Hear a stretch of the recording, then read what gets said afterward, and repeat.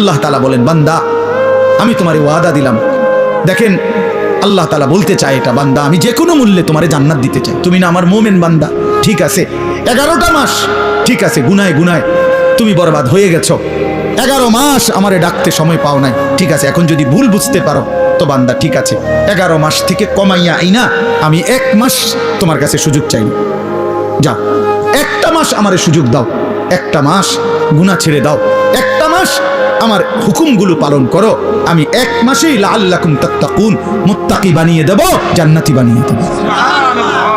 তবুও যদি কদর না করো তো আল্লাহর নবী বলছেন, জিব্রাইল এই জন্য রমজানের লাস্টে আইসা জিব্রাইল বলছে, ইয়া রাসূলুল্লাহ এত বড় রমজান পেয়ে ইফতারের নেকি, সেহরিতে নেকি, তাহাজ্জুদে নেকি, তারাবির 20 রাকাত নামাজে নেকি, 5 ওয়াক্ত নামাজে নেকি, শেষ দশকের এতেকাফে নেকি, সবে কদর তালাশ করার দ্বারা নেকি, জিকির করার দ্বারা নেকি, তেলাওয়াত করার দ্বারা নেকি, দোয়া করার দ্বারা নেকি, কাউকে সামান্য ইফতার করাইলো নেকি, এরপরে একটা নফল একটা ফরজের সমান, একটা ফরজ 70টা ফরজের সমান, এক রমজানের প্রথম দশক রহমত, মাঝখানের দশক মাগফিরাত, শেষ দশক জাহান্নাম থেকে নাজাত।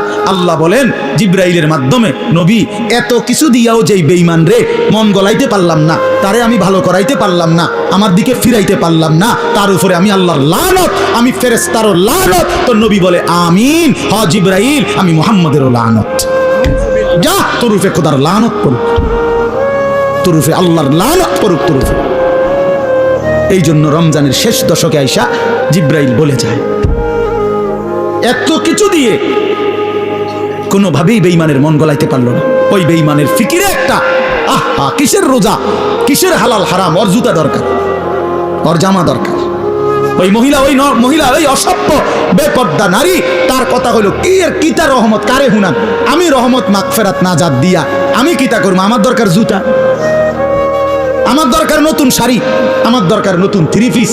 এই জন্য 10 দিন 20 দিন পুরাটা রমজান বাজারে বাজারে মার্কেটে মার্কেটে ঘুরে, দোকানে দোকানে ঘাম বাইয়া বাইয়া পড়ে, ইফতারির টাইম হয়ে গেছে এখনো কেনাকাটা শেষ হয় না, সবে বড় কদর কই গেল, এতেকাফ কই গেল, আল্লাহর জিকির তেলাওয়াত কই গেল, 70 গুণ নেকির রমজান কোথায় গেল, সবকিছু এক জোড়া জুতার জন্য, একটা জামার জন্য, একটা কাপড় চোপড়ের জন্য শেষ করে দিল। হায় হায় মুসলমান, কত অল্প মূল্যে নিজেকে বিক্রি করে দিল। আখিরাতটা কত, আল্লাহর এতগুলো নিয়ামত, আল্লাহর এতগুলো অফার প্রত্যাখ্যান করবে, লাগবে না এগুলো, আমার লাগবে না, আমি টান্দাই, আমার দরকার নেই, আমার দরকার জুতা, আমার যাতে ফেরেশতা নতুন জুতা কিনে রাখছি যাতে আমার জুতা দিয়া ফিরতে পারে ফেরেশতা। হ্যাঁ হ্যাঁ, ফেরেশতাও এই জন্য বলে রাখে যে শুনো বোন, তোমারে জুতা দিয়েই ফিটবো, মনে রেখো। বেপরদিগি আল্লাহর দেওয়া রমজান, এত বড় দামি সময়ে তুমি বাজারে বাজারে ঘুরো, মাহে রমজান, মাহে রমজান। অতএব বাবারা আমার, বন্ধুরা আমার, বয়স্ক বাবা আপনাদেরও জীবনটা আরেকবার ঘুরে দাঁড়াবার, নিজের জীবনের একটা হিসাব কিতাব করার একটা সময় মাহে রমজান, মাহে রমজান।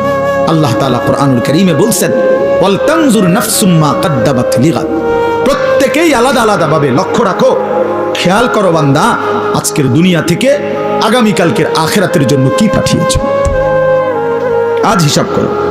আল্লাহর নবী সাল্লাল্লাহু আলাইহি ওয়াসাল্লাম বলেন, আল কাইয়িসু মান দানা নাফসাহু ওয়া আমিলা লিমা বাদাল মাউত। প্রিয় ভাই, শোনো ভাই, নবী সাল্লাল্লাহু আলাইহি সাল্লাম বলেন, বুদ্ধিমান সে যে তার নিজের হিসাব করে এবং মৃত্যু পরবর্তীর জন্য আমল করে, সে বুদ্ধিমান।